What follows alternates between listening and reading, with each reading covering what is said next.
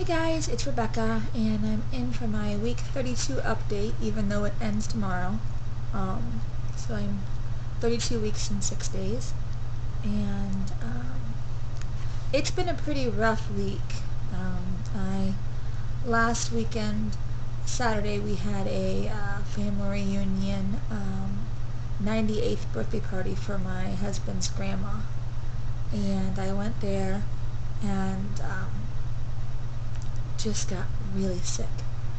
All of a sudden, like, I got this hot flash, and then I started sweating, but I was cold and clammy, and I got real pale and shaky, and just didn't feel good at all. And then just nauseated, and I don't know if it was something I ate that didn't agree with me. I didn't really eat much, and nothing that was abnormal or strange. So that went on for a couple of hours while I kind of just walked around a little bit, where it was a little cooler, and kept chewing ice, which helped, and kept drinking.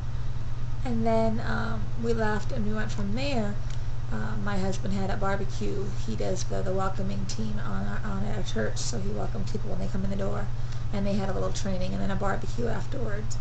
And so after the reunion, I took a little nap, and then we went to that barbecue. And I ate just a little bit there, and it did not stay down. It came up. And I don't usually throw up very often. I think this entire pregnancy I've done it maybe 3 or 4 times. Been nauseated quite a bit, but it's not actually thrown up. So that was bless you, puppy. Oh, bless you again. Sorry. So that was a tough day, and then the next day at church, I was up on stage singing with our band, and did really well, but we kind of went a little longer than we normally do, and I started getting lightheaded again, and luckily we got to leave the stage before I got too dizzy. And then I went out, and we have a little cafe out in our lobby of our church, and it has got like a couch and a chair, and then we have tables and chairs with a kind of like a cafe bar that we sell coffee and stuff. Anyway, so I went out there for a few minutes, and I thought I was going to pass out. I was shaky and tired, and just having a rough weekend. And so it was just pretty icky. So then Monday I went into work, and I just was still off, just tired and achy, and I was having the cramps, kind of like a cramp almost. I didn't know if it was a contraction or not. The Braxton Hicks I've been having for a little while, and it's that, oh god, a sneeze. I got my puppy here, see, you see him, say hi Sparky, say hi to everybody. Anyway, he's resting. So, I've been having the Braxton Hicks, and they didn't hurt.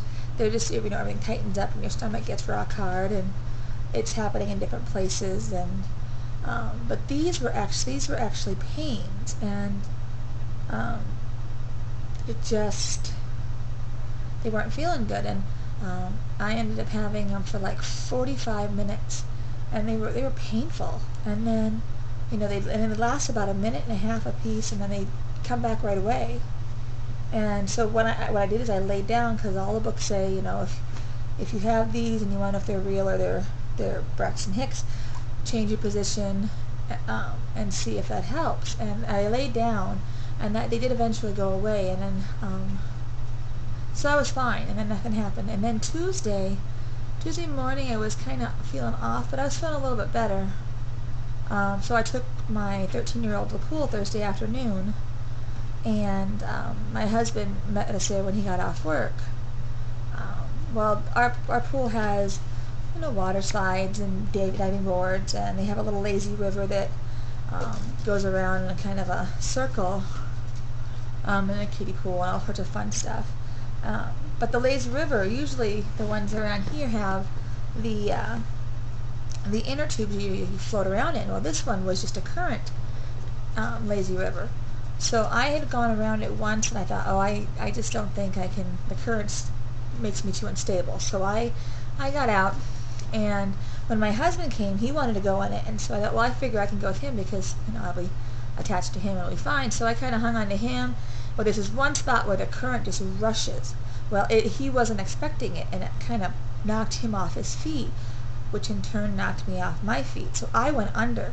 And so I twisted really hard trying to get flipped around so that I could stand up, because I couldn't breathe, obviously, I'm underwater.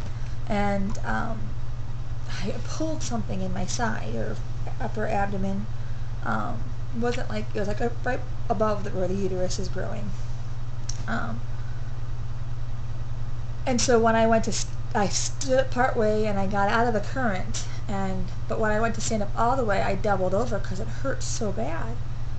And I didn't want the boys to have to leave already, so I said, I'm going to go sit down and I'll read for a little while, and when it closes in about 45 minutes, so we'll just hang out and then we'll go home.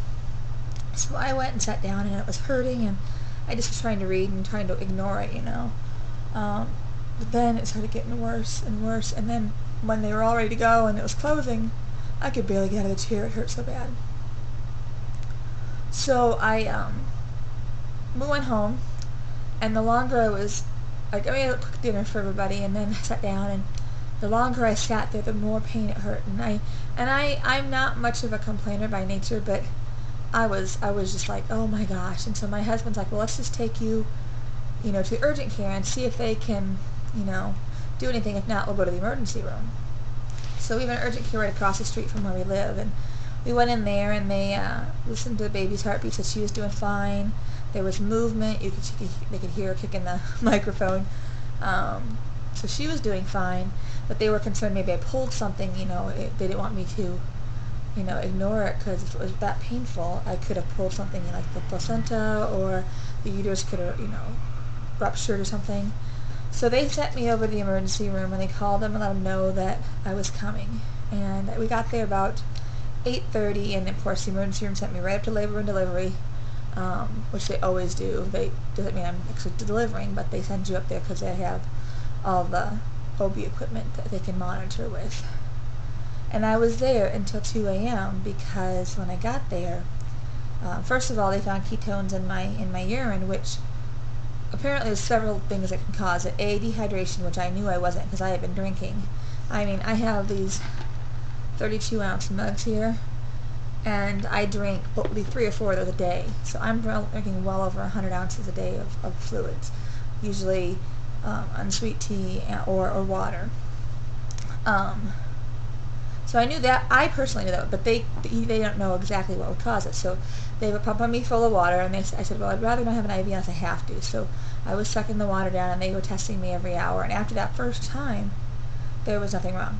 It came out clear. So they said that stress can sometimes. So I was kind of stressed out because of the pain and worried about baby. So that might have caused it then. Baby's heartbeat was fine. She was kicking the monitors. She did not like being monitored at all. She kept, no matter where they moved it, she kept kicking at it. It was so funny. It was just like boom. So she was all over the place. But when they were monitoring me, they had one on her and one on me. I was having mild contractions, and so they did not want to send me home until they stopped, because I'm only 33 weeks. I'll be 33 weeks tomorrow, and it's too soon for her to come. And so they finally slowed down and stopped. And like I said, I got to go home about 2. And then I had my OB appointment yesterday. So I only had a day and a half to wait before my doctor's appointment. And he's like, well, you're going to have some contractions now. Braxton Hicks are contractions, so you could have still been having them. But he says just take it easy. When you go to the pool, be careful of the areas that have the current, because obviously you aren't stable on your feet. You're a little unbalanced, and which is hilarious. So after that, doctor said everything looked fine, and they did an exam, and I'm not dilated at all, which is good because I'm not supposed to be.